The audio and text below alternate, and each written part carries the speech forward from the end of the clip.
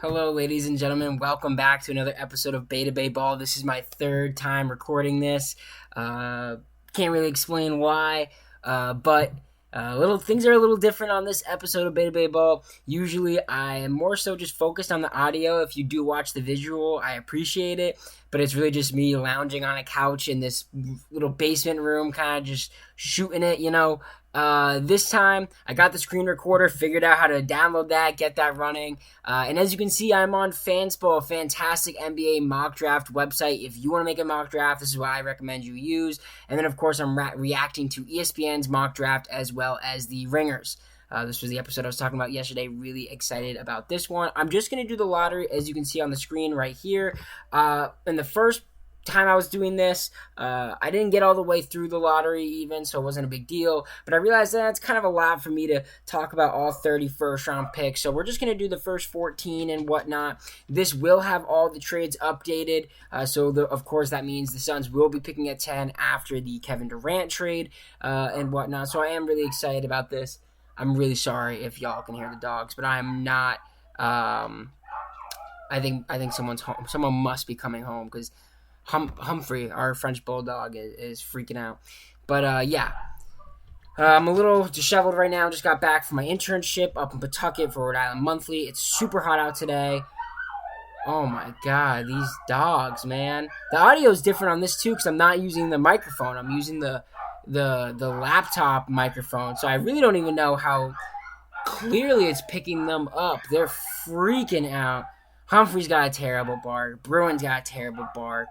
The Malamute, if you've ever had a husky or know a husky, you know how they are. So it's a lot to be around them at times, but that's not going to stop me. What I was saying, really hot out. Really, really hot out. In some parts of Rhode Island, it's over 100 degrees. Especially up in Pawtucket, Providence. I feel really bad for some of the people who it's difficult for them to stay hydrated or get into shade. So, use what you have, use your privilege today, and stay cool, stay in the shade, stay hydrated, and just stay safe. Because I think the heat wave's supposed to break after tomorrow, or maybe it's breaking tonight. But really tough in the Northeast region, weather that we are not used to, and weather that people, certain people, it's difficult for them to stay safe during. So if you can, please stay safe. I will be using the Fanspo consensus draft board. I appreciate seeing what the community thinks, so that's what I'm going to use. To start, we're just going to jump right into it. The obvious first overall pick is Cooper Flagg. What is really interesting about this Mavericks team is what the lineup's going to look like with Cooper Flagg. Everyone knows Anthony Davis does not want to be the center. He doesn't want to play center. He wants to play the 4. So Gafford just re-signed. Decent deal, kind of an overpay for a guy that's a backup center. Might even be your third center if we lived in a world where Anthony Davis wanted to play the 5. But I do think that people aren't understanding that the Gafford contract could be, a salary filler per se. I don't really know if that's the right way to phrase it. But I think Gafford will get traded during the regular season.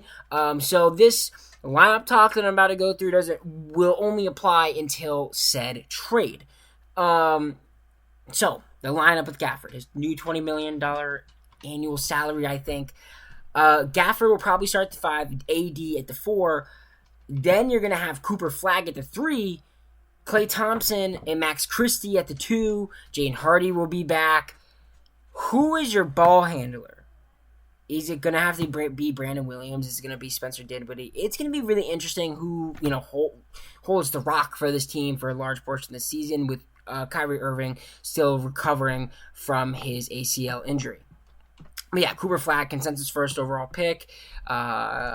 Really not much you can even say about the guy that hasn't already been said. He improved so much during the season of collegiate ball. The guy, some people call him a generational talent. I don't really buy into that per se, but he would be the first overall pick most years. So while a lot of people say it's a one-guy draft, I think it's a two-person draft. I think Dylan Harper, I'm not trying to say he's close to Cooper Flagg, but I'm saying he's well ahead of the pack. A lot of people have described this as sort of a flatline draft where after Dylan Harper, not that these guys aren't talented, but, it's a gradual decrease, and it's sort of just like, who do you prefer? Although some people, including myself, do think VJ Edgecombe is maybe a little bit ahead of that flat line, and maybe it's just a very gradual decrease from the VJ Edgecombe to the rest of the group. But yeah, I think the Spurs go with Dylan Harper here with the second overall pick. A lot of rumors about them trading this pick, but with KD already on the Rockets, Giannis apparently really committing to the Bucks, and Jaylen Brown, I think they would have already pulled the trigger on that trade if that was offered to the Celtics, that being the second overall pick. And if that wasn't offered, or if it was offered, clearly the Celtics didn't want to make that, trade. So I think the Spurs stay pat. They make this Dylan Harper selection, and now you're kind of stuck with three guards that are all very similar in De'Aaron Fox and Stephon Castle. It's really interesting to me, with Dylan Harper too. These are all downhill guards, but they all kind of do some stuff differently. Dylan Harper is the best passer of that group. Stephon Castle is the best defender of that group. De'Aaron Fox is the best scorer of that group. So I think all three of those guys will work out, and I think Fox will be a Spur for the season. I do wonder, though, if they're going to move off of De'Aaron Fox a lot faster than a lot of us thought, as their timeline has sort of been slowed down in a sense with how young they are right now. Moving on to the Sixers, this is a team that I thought was going to make a trade, and I might make some trades on this mock. I'm not really sure right now. I'm passing up on the trade, the second overall pick, and I'm going to pass up on a trade here. The only team I really thought it made sense to trade up to this third overall pick, at least makes sense right now. Obviously, things can happen. A mock draft is meant to be wrong, and obviously it's meant to be right, but it's going to be wrong. That's just how it is. Although last year, I will say, I almost started 6 for 6. So we'll see how things go this year, although I'm not nearly as confident this year as I was last year. Regardless, I thought the only team that could make this trade jumping up to 3 would be the Sixers. What am I talking about? Would be the Sixers. The team trading with the Sixers would have been the New Orleans Pelicans, but the Pelicans today made a weird trade, trading for Jordan Poole and Saddiq Bey from the Wizards, giving up CJ McCollum and Kelly Olynyk. So I don't think they make another trade and jump up and draft Ace Bailey, but rather I think they stay put, that being the Sixers, and obviously the Pelicans staying put as well. And I think here the Sixers draft VJ Edgecombe. Now, again, now you have, just like the Spurs, now you're stuck with 3 guards, McCain, Maxey, and now VJ. But I think VJ slides in and it is your immediate starter at the 2. He's a fantastic rebounder for his height. He's a fantastic defender. He plays really, really hard. And I think that offense will come along nicely with the guys that are around him. A lot of people thought that Philly would be good last year. I was not on that train. They only had 4 guys that were on the roster over the offseason, if that makes sense, right? Because everybody else they brought in. They signed, or they went out and traded for Paul George, or they signed Paul George. Yeah, they signed Paul George, whatever it was. And they went out and they signed Yabusele and all these other guys. They put together the team because they had all this cap space.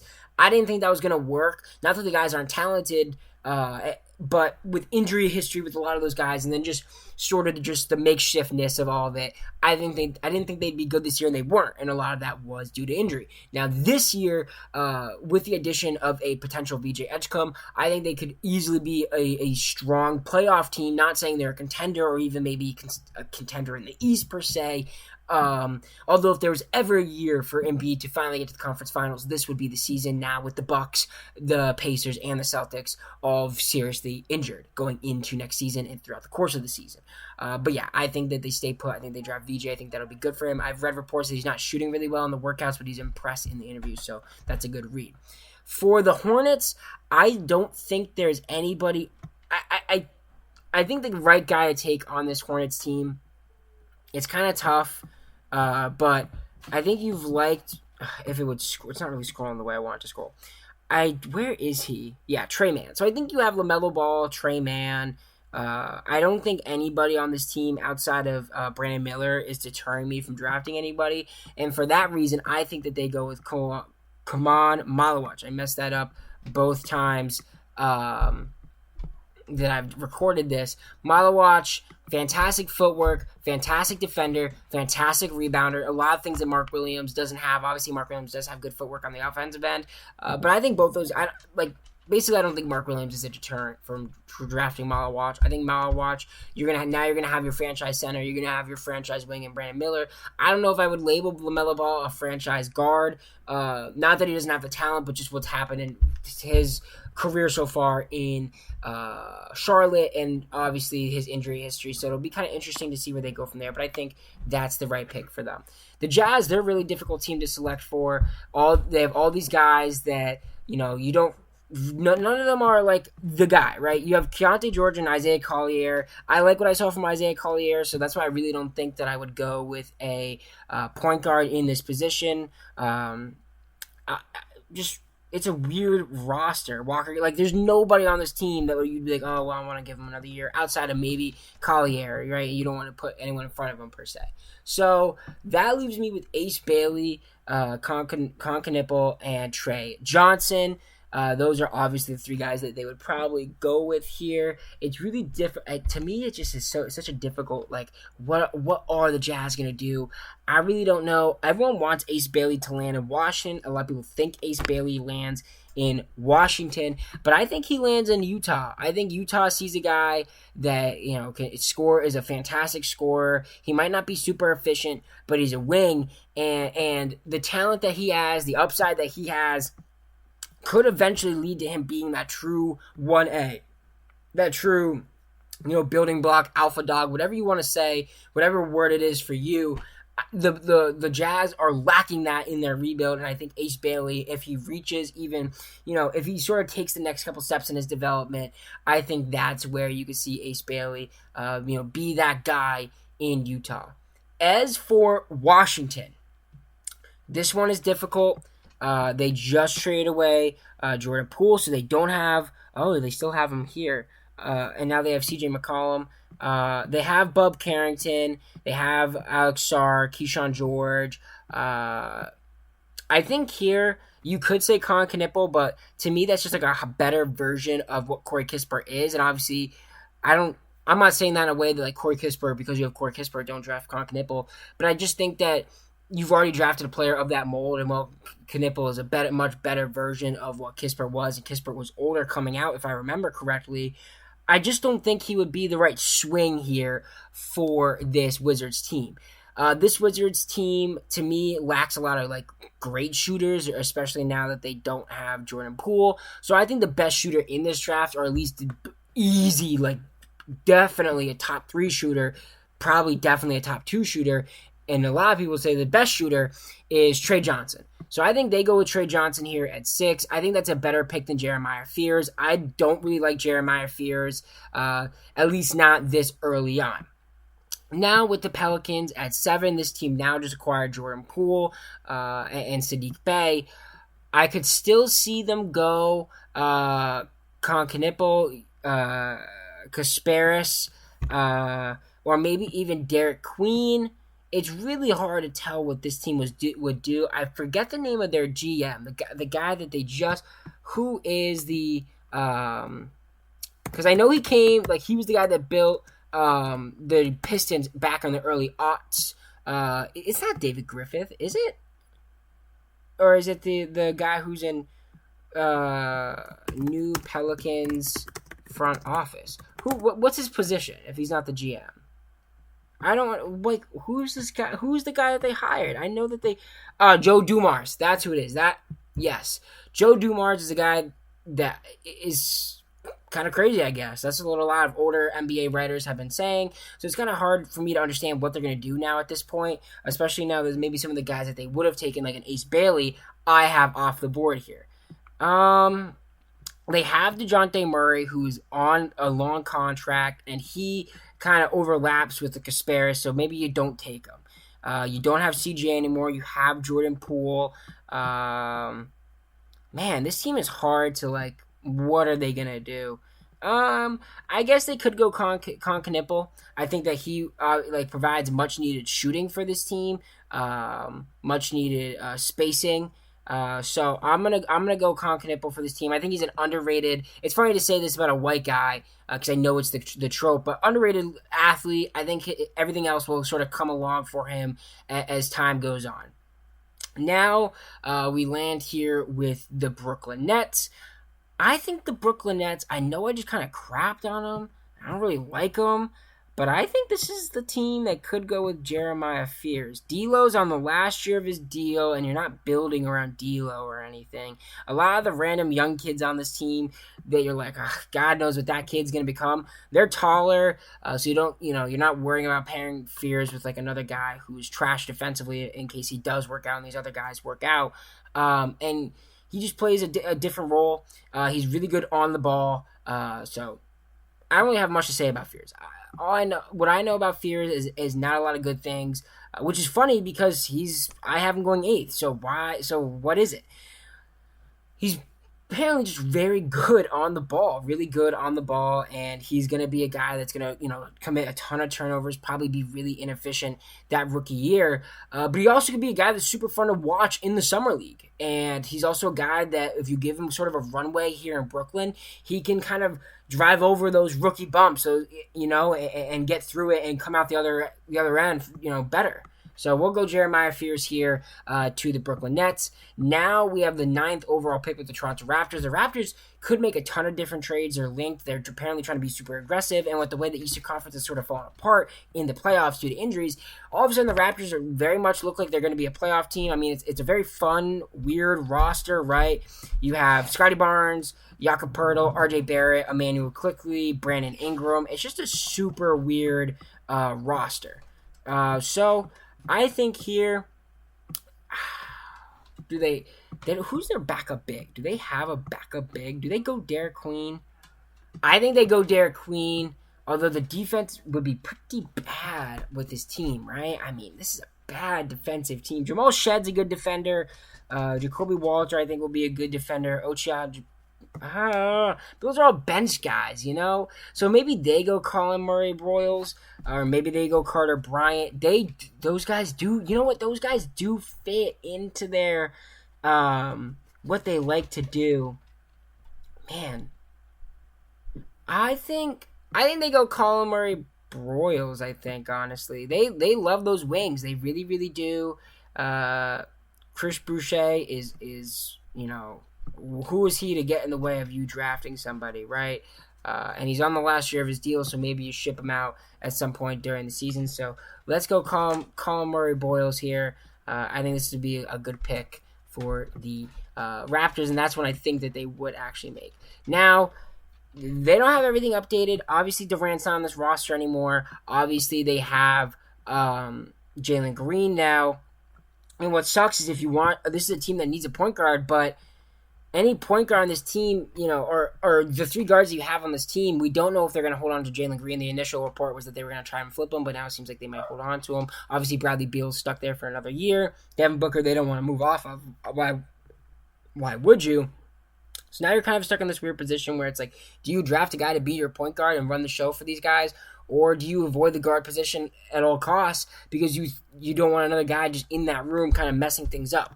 As for their, they have Ryan Dunn, who I thought was a good draft pick last season. His offensive game does have a way to go. Also Iguodala also as well. So you have these 2 younger wings on this team, but I still think you could use another one. But you know what's interesting? They don't really have a center. They have... I thought they traded away Nick Richards. I don't think they have things updated here on Fanspo. But I think this is where Derek Queen lands. I think that the defense sucks for this team, and you're not going to fix it with a draft pick. They don't have a big, like Mason Plumlee's not that guy. And, you don't want to have to try and build up Derek Queen, who I'm a big fan of, but you still do have to build him up at the NBA level. You still have Devin Booker and you want to compete. You're just kind of stuck in a position where that might just have to be your reality. So now we're on to the Portland Trailblazers here, who just made a very fun trade last night. They moved off Anthony Simons. They picked up Drew Holiday in that trade. That one I can forgive them for not having an update on the site because that happened midnight last night. But this is a team that looks to compete next year in the West, even though I don't know how they're going to because it's so competitive. Rumor has it that they might trade Ayton and Robert Williams. So that kind of makes me want, okay, would they take a center? But you're not taking Sorber this early. You're not going to take Danny Wolf this early. Do you then go maybe with another wing, right? Because you already have Scoot Henderson and Shadion Sharp. But then you already have Toumani Camara at the power forward and Denny. So maybe a backup small forward for this team could work, which is where you could find yourself with a Carter Bryant per se, and he would help your defense. I think he'd be a more win-now player than some might think. Noah Asingay, I like him a lot, and his measurables are very, very good. And maybe Noah works, right? Because you can hide him behind some of the other guys on the roster while he develops, and he'd fit your younger timeline. Man, this I don't think they go Garner, so I don't think they go Kasparis. I don't think they go Igor. I think they could go Asa Anul. That would add some really good height in the front court. They'd have to have a massive front court. Um, hmm, man, I know this team does need a little bit of shooting. But you know what? I think we go. I think we go Carter Bryant here. I think we go Carter Bryant here to the Portland Trailblazers. Now we have the Chicago Bulls. With Chicago, you're likely to see them move off some of their guards. Lonzo Ball rumored to be rumors that he's going to be traded. Kobe White and Josh Giddey, you're likely only going to keep one of those two guys. Your power forward position is very weak, so you could end up with Asa Anul. You could end up with Noah Asingay, and I think this is where I go. I think this is where I go Asa Anul. Asa can probably play the 5 at the NBA level. This team needs a center very, very badly. At this point, I don't think you should reach for Sorber, and I don't think that you should trade back or anything. So I would go Asa Anul here for the Chicago Bulls. Provides fantastic size at the 5, and I think all of his other skills will come along playing with next to Josh Giddey, who is going to set him up very, very nicely. Now we have the Atlanta Hawks. For Atlanta, this is a team that I think could make a massive jump next year. So do they trade this pick and try to add talent around the edges? I don't really know. They definitely lack a well, actually, no. They have Jalen Johnson. I forgot. So you have Jalen. Next year, you're going to have Jalen Johnson, Dyson Daniels, Trae Young, Onyeka Okongwu. I like Karis LeVert and Kobe Buffkin and Terrence Mann. Like, that's a good couple of guards to have. Obviously, first overall pick from last year, Zachary Richardson. So a little bit of an embarrassment of riches. Maybe you can go Noah Asingay. I keep saying that for these last couple of picks, but maybe this is where he lands. That way, you can have a guy to be behind both of those guys and sort of pick up minutes when they're both on the bench. Or we see them go with a backup point guard and someone to run the show when Trey's on the bench. And that's what I think I'm going to do. I think I'm going to go Kasparis here, Yakinchonis, and I think this is where he gets to be the backup ball handler to Trae Young for this Atlanta Hawks team. Now we are on the last pick, the Spurs' 14th overall pick. I don't know if they're going to hold on to this pick. I don't know if there's like a team maybe that wants to trade up and draft Igor, Noah, Jace. Let's look. Who maybe would trade up for those guys?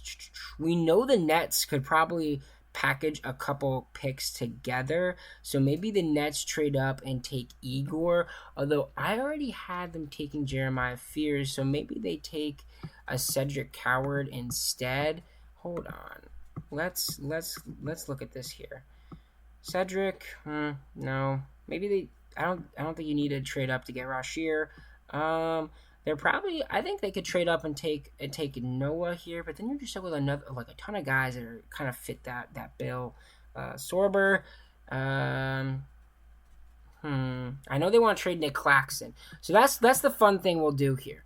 We'll say this pick will take the Brooklyn Nets here, and so then the Brooklyn Nets will trade 19, and they'll trade. Do we want to give up 27? No, we'll give up 19 and 36. Right? I think that for the 14th overall pick. Right? Yeah. So there we go. I set it up correctly in the machine. Brooklyn Nets trade back up. I had them take Jeremiah Fears earlier. Now I'm going to have them take... I think I'm going to have them take Igor. Yeah, I think I have them go... Or maybe not. Well, they're going to trade... Yeah, you know what?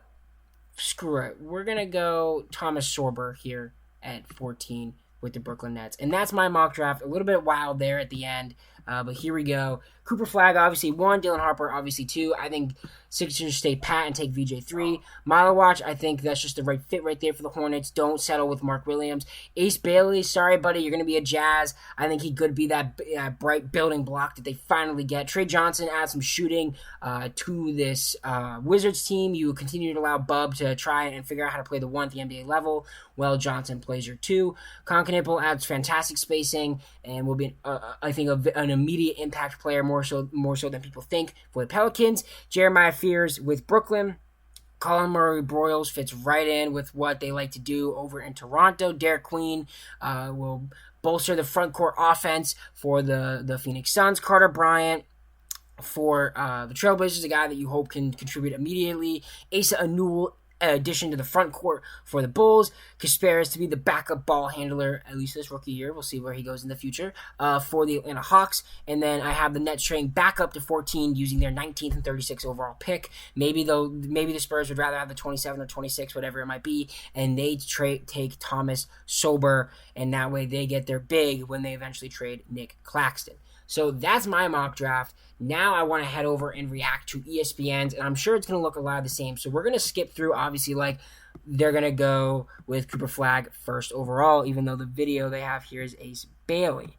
Then Dylan Harper, obviously, VJ Edgecombe. I feel like these 3 guys, I think if Philly stands pat, these 3 guys seem to be the 1, 2, and 3 that everybody can agree upon. Charlotte, okay, Concanipple. I don't hate that. That was, part of who I was debating. Do they go Concanipple? Do they go Milowatch? I think they go Milowatch, but who knows? Trey Johnson to Utah, so that he thinks they pass up on Ace Bailey. I don't disagree with that. I'm interested to see how far Ace Bailey slides. If Ace Bailey, slides, then yeah, Utah's not going to take him. Then, right here, we see the Wizards take Ace Bailey. I think a lot of people are kind of coming to this consensus that it would be very surprising if Bailey slid past the Wizards, and if he did, he would obviously then get picked up by the Pelicans, and here they have the Pelicans going with Jeremiah Fears. Brooklyn Nets take a center in this mock draft as well, just like they do in my mock, except this time they get Milowatch, who falls down to them at 8. Over to the Raptors, they get Noah Asingay. Talked about Noah earlier.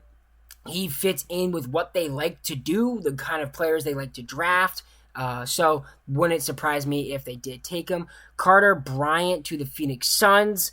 I don't hate this one. This is a guy that'll fit in. I could have made this pick. I chose not to, but they seem to think that it'll work out for Phoenix, and I don't disagree at all. He'll fill the wing role, a needed role for this team, one that they don't really have because you're relying on Grayson Allen. So maybe I should have gone with Carter Bryant to Phoenix. Portland Trail Blazers taking Kasparis. I don't really know if I like that, just because are you giving up on Scoot at this point? It felt like some of the trades they've made and moves they've made recently is kind of setting up Scoot to he's not what we thought he was going to be, but it still seems like he could be a very good playmaker at the NBA level. It seems like he at least has that in him, and I feel like you're kind of killing that. You're pulling the plug on that if you take Kasparis. Derek Queen falls to Chicago. I know Chicago would love that. That'd be a fantastic pick for them. I think he would thrive with the Josh Giddey. Igor Demin. Igor had a pretty weird year. He started off strong and then fell pretty quickly, but he was really loved last year before he was obviously draft eligible as an international guy. Just was kind of a disappointing college year with BYU. I don't hate that, though. That's the same reason I took Kasparis for Atlanta. I think it'll be really nice to have a guy to cradle the rock when Trae Young isn't on the floor. They have Yohan Barangay, I think is how you say it. Out of, where is he from?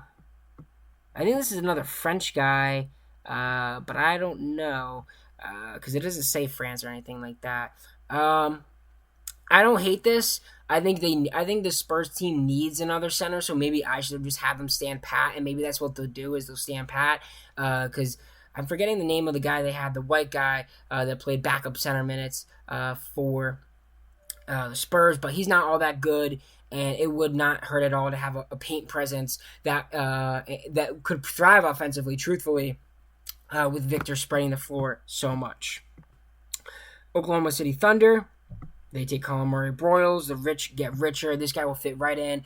As the Thunder sort of shed guys, right? You're not going to re-sign everybody, and they cycle through guys. I think Colin Murray Broyles will develop very nicely in their system. I think he'll provide a really good, defense for this team, regardless, like right away. That way he'll be able to see the floor. So I think that'll be a good pick for them.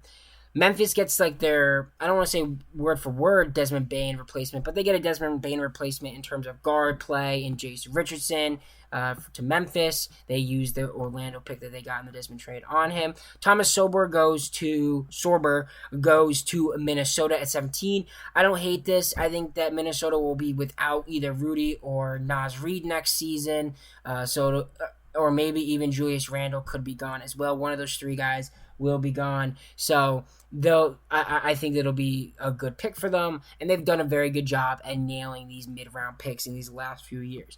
Asa Anul to the Wizards. I like it. I think he'll provide a strong presence in the paint. We know that Alex Sarr wants to be a floor spacer, so it's kind of similar to it's like a Aldi's version almost of what the Spurs got going on, so I don't hate the Asa Anul to the Wizards. Will Riley, I've heard a lot of good things about Will Riley. They have him going to Brooklyn. Liam McNeely going to Golden State. McNeely's interesting. Before the season, he was projected to go like top 10.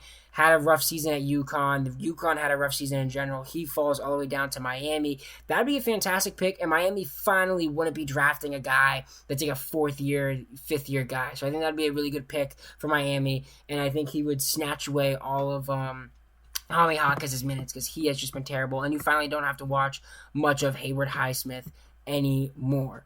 Utah Jazz, Cedric Howard.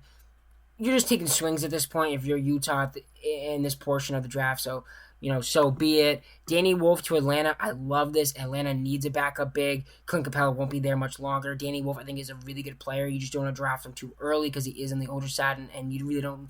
You can't. It's hard to gauge how high that upside really is. Nick Clifford on the older side. I think he's 23. But he's a guy that could contribute right away. Pelicans get this pick after the Indiana trade that ended up working out really, really well for Indiana. If you didn't know, Indiana traded away the 23rd overall pick in this year's draft and got their own first-round pick back in that trade. So now, when they're not that good next season because Tyrese Halliburton is injured, they'll have their own pick. Nick Clifford, though, to the Pelicans. I don't know, just because now they have Jordan Poole, and this was obviously made before the Jordan Poole trade, so who knows? That probably won't happen. Hugo Gonzalez to the Oklahoma City Thunder. Can't really tell you much about Hugo. I really don't know much about the kid, but whoever the Thunder take, they'll develop him, or he won't see the floor. One of the two things. Next, Maxime Renaud. This is a guy who I generally have never heard of.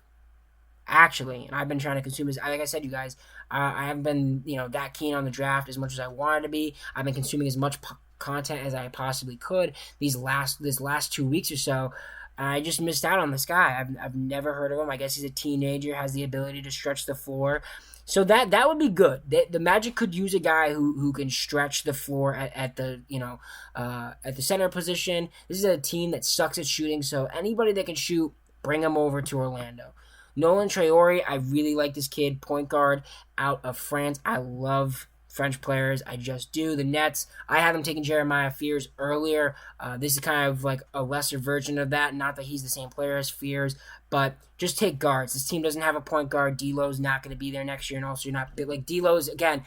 D'Lo doesn't stop you from anything. Cam Thomas doesn't stop you from anything. So good to take the point guard. Rasheer Fleming, love Rasheer Fleming. Got to see him in person a few times. I think he's a fantastic player. You worry about his handle with his 7'5" wingspan. He's admitted that it's difficult for him to dribble with that sort of wingspan. Sorry, I just got a text and I'm like distracted by a crazy Wade Boggs story. But I think this pick for Brooklyn would work out. I think with all the different wings that Brooklyn has, I think Rasheer can stick out above the rest. Drake Powell falls to Boston. I don't hate this. Drake Powell playing the shooting guard small forward position, 6'5" with a wingspan of 7 foot. They have him here saying, soaking up minutes, adding value from a year from now. It'll be good for him to play in the year that Tatum is out because he'll actually get to play. NBA teams apparently like his long-term upside and his feel for the game. And so I like that too, I guess, as a Celtics fan. And apparently he's a very good defender. And he's an aggressive scorer, so that sounds like Celtics to me. Walter Clayton, this year's national champion, obviously on the older side, going to Phoenix. I don't like this just because why are you taking swings on a guard? I don't think that's necessary. Although Clayton can play the true point guard role, so maybe it is a good pick. And that way you have a guy who you can trust to run the point guard at the NBA level immediately. And then Noah Penda to end the first round.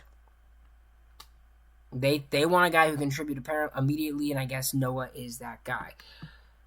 So that is the ESPN mock draft. At this point, we're at 34 minutes, so we'll go over and we'll take a look at the Ringers mock draft, and we're just gonna run through again.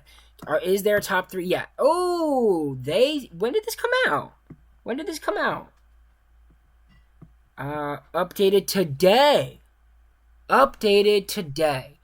They have Ace Bailey going to Philly. Okay. I think Ace Bailey is a great player. I think he's the third best. I think that he's the third or fourth best player in this class. I just think that it's going to be interesting trying to convince him to fit himself into an NBA role. But if he can do that, I think he'll be very good. I think if you can convince him to play within a certain role and tell this kid who has been I don't want to call him a shot chucker, but has been a guy who has been his team's primary option and has been this guy that just, you could say, chuck shots since his high school days, that he needs to play an NBA role and that's the only way he'll succeed at the next level, then yeah, I think that then Philly should take him. He's ridiculous upside. He's a pull-up threat. They have off-ball defense, but I thought that was a problem for him. He has shown lapses of concentration at times, so I don't know. It'll be interesting. VJ Edgecombe then goes to Charlotte. I like this one. Don't let LaMelo get in the way of drafting VJ. I think those two guys can coexist. Concanipo goes to Utah. Don't hate it, but I'd rather see Utah maybe take somebody with more upside. Trey Johnson goes to the Wizards. Again, I like this pick. I think this would be a very good pick for the Wizards. Jeremiah Fears to New Orleans. All right. Derek Queen to the Nets. I don't hate it. I said that they needed a center. Derek Queen would be great offense in the front court. I think the shot will come along for Derek. And you already have all these other guys that are good defenders, so it doesn't really matter if Derek's a lesser than defender. Milewatch to the Raptors. I love that pick for the Raptors just because the Raptors don't really have a backup big. Noah Asingay to the Suns. I like this one because, again, they need wings. Carter Bryant to Arizona. Was that the one I had? Yeah, I did have Carter Bryant to Portland. I said Arizona because I was reading at school. I also had Carter Bryant to Portland. I think he'll be really good for them. I don't think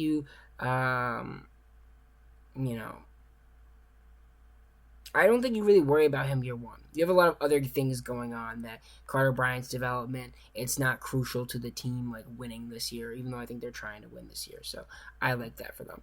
Kasparis, I don't know. I guess since all the centers are off the board, this one doesn't hurt. And he's an Illinois, guy who went to Illinois for school. So I think that'll work.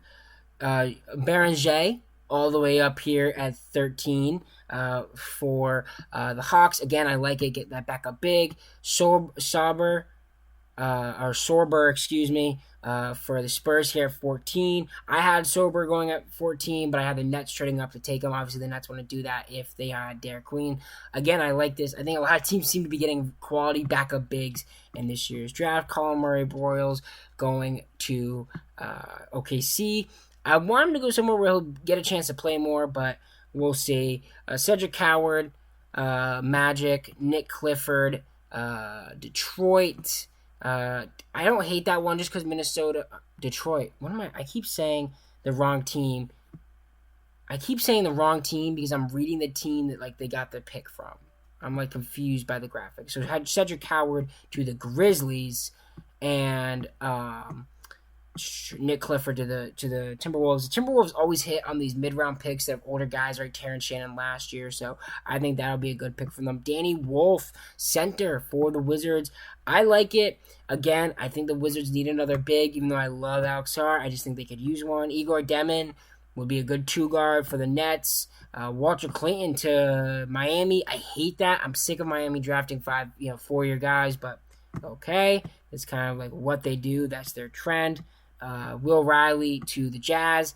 On the younger side, a lot of room for him to grow. Utah can use guys like that. Rasheer Fleming to Atlanta.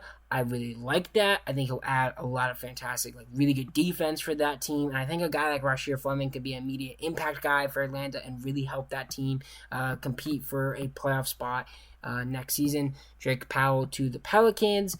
Noah Pende. I guess I'm really going to have to learn about this guy because he's a consensus first-round pick. To the Thunder. Jace Richardson to the Magic. I don't like Jace, but I think this is a good spot for Jace with the Magic. He'll be surrounded by much better defenders, so you can sort of hide how bad of a defender he is, and he adds outside shooting for a team that desperately needs it. Asa Newell to the Nets. I don't get why you would go two bigs, but I guess Asa and Derek play differently. Liam McNeely to the Nets. I don't think they're going to hold on to both of these picks, but I don't hate that for the Nets. I think these are both quality picks. I mean, when you're a team like the Nets or a team like the Jazz, you're just taking tons of bites at the apple. Oh, Nolan Traore to the Celtics. Was considered a lottery talent a year ago. He had a struggling season over in France. He's a good floor general. The Celtics could use that. The Celtics could really use a good floor general because the Celtics don't have a true point guard. Anthony Simons, Derek White, you have Peyton Pritchard, but Peyton Pritchard's not like a floor general. And Peyton Pritchard, I'd rather continue to have come off the bench. I don't think he's a guy that you want him, that you want to have as a starter. This is very funny. 8% taller composite. Maybe Jeff Teague, Nico Mannion. I think that'd be bad. All right. Ryan Kalkbrenner, I like him. I could see the Celtics also taking Kalkbrenner very late in the first round. He's a guy that a team like the Suns could really use. Again, this team needs a backup big. And then Cam Jones, Adam Marquette to the Clippers. I don't know if Cam Jones is a first-round pick with his age being over 23 years old, but I think this is a guy that will contribute immediately at the next level. Anyways, that is mock draft talk, a ton of it. Some of it I'm clearly not educated on, but I wanted to share my thoughts, my opinions, my predictions per se. That way, when I get one right, I can brag about it, and the ones that I get wrong, I don't even have to bring up ever again. But yeah, I like the screen recording format. I'll probably do more of this going forward, especially when I do off-season previews and whatnot. That way, when I upload it on YouTube, you guys can also see what I'm talking about in terms of contracts and whatnot, draft picks and everything else. Anyways, thank you so much for watching this episode of Beta Bay Ball. The draft is tomorrow at 8 o'clock. Don't miss it. I'm really excited for it. Hopefully the Celtics can come away with somebody good, and hopefully, what if I go 7 for 14? I'll take it. So we'll have to see. I think I'm confident that I could get the first three right, and then from there we'll see. All right, thank you guys so much for listening, for watching. I really appreciate it. Like I said, stay safe, stay hydrated, stay cool. I love y'all, and I'll see y'all soon. Peace.